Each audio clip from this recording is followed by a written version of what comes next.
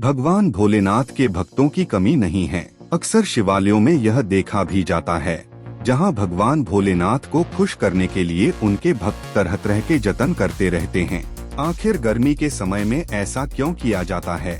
क्या है इसके पीछे का रहस्य? क्या होते हैं इसके फायदे? कब से कब तक करना चाहिए और क्या है इसका विधान? जानिए ज्योतिषाचार्य पंडित सुशील शुक्ला शास्त्री से। घड़े के दान का भी है विधान। ज्योतिषाचार्य पंडित सुशील शुक्ला शास्त्री बताते हैं कि जो शिवजी के ऊपर घड़ा स्थापित नहीं कर पाते हैं, जलधारा या वसुधारा नहीं लगा पाते हैं, वह लोग गर्मी के समय में घड़े का दान करके भी पुण्य कमा सकते हैं।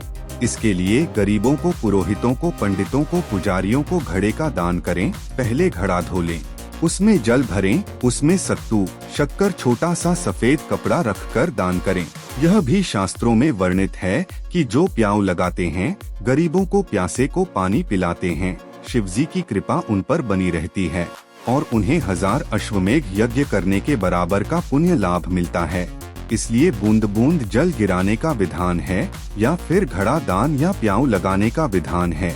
इसका विशेष महत्व है। दोस्तों, आप सोच रहे होंगे कि कलयुग में अगर ये 7 चिरंजीवी जीवित है तो कहाँ रहते हैं और यह क्या खाते हैं, और यह आज तक भी जिसको भी दिखाई दिए है वह इंसान धरती पर जिंदा नहीं बचा। ऐसे ही प्रश्न हमें उलझा के रखते हैं। चलिए मैं आपको बताता हूँ, कलयुग में विष्णु जी कलंगी अवतार लेंगे। आज हम आपको बताएंगे कि कलंगी अवतार से ये 7 चिरंजीव कब और कहाँ मिलेंगे। अंत तक जरूर देखिए। एक सबसे पहला नंबर आता है हनुमान जी का। माता सीता ने हनुमान जी होने का वरदान दिया था। महाभारत वन पूर्व 151 के अनुसार एक बार भीम द्रौपदी के लिए पुष्प लाने के लिए गंधमादक पर्वत जा रहे थे, तब हनुमान जी की भेंट भीम से हुई थी। कहा यह भी जाता है कि हर 41 में बजरंग बली श्री मातंग के काबिले में ब्राह्मण ज्ञान देने आते हैं। 2 नंबर पर आते हैं परशुराम जी। पौराणिक कथाओं के मुताबिक भगवान कलंकी गुरु परशुराम ही होंगे, जो इस समय महेंद्रगिरी पर्वत पर ही है,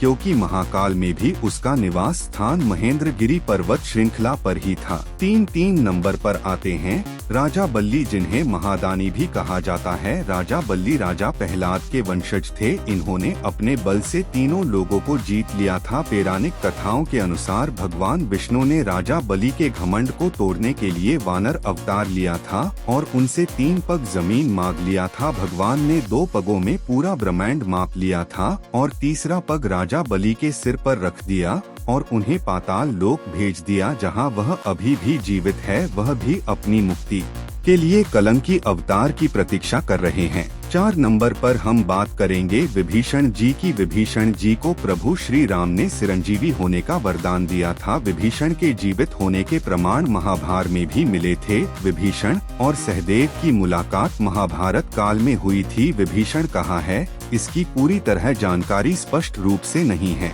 अश्वत्थामा महाभारत के अनुसार भगवान श्री कृष्ण उनको ब्रह्मास्त्र सलाने के कारण कलयुग में अंत तक भटकने का श्राप दिया था। अश्वत्थामा आज भी मध्य प्रदेश के असीरगढ़ के पास रहते हैं और वह मंदिर में शिवजी की पूजा भी करते हैं। अश्वत्थामा भी कलंकी अवतार की प्रतीक्षा कर रहे हैं। अब हम बात करते हैं महर्षि व्यास की। वह वेद व्यास के रूप में भी जाना जाता है, क्योंकि उन्होंने महाभारत के 18 पुराण और भागवत गीता लिखी थी। वेद व्यास ने कलंकी के आने से पहले ही ग्रंथों में लिख दिया था। 7 नंबर पर कृपाचार्य। संस्कृत ग्रंथों में उनको चिरंजीवी के रूप में बताया गया है। कृपाचार्य और अश्वत्थामा के मामा और कौरवों के आचार्य थे। भागवत के मुताबिक कृपाचार्य की गणना सप्तऋषियों में की जाती है। कहते हैं कि वह इतने तपस्वी थे, अपने तप के होने पर चिरंजीवी होने का वरदान मिला था। कृपाचार्य कलयुग में अधर्म का नाश करने में कलंकी अवतार की मदद करेंगे।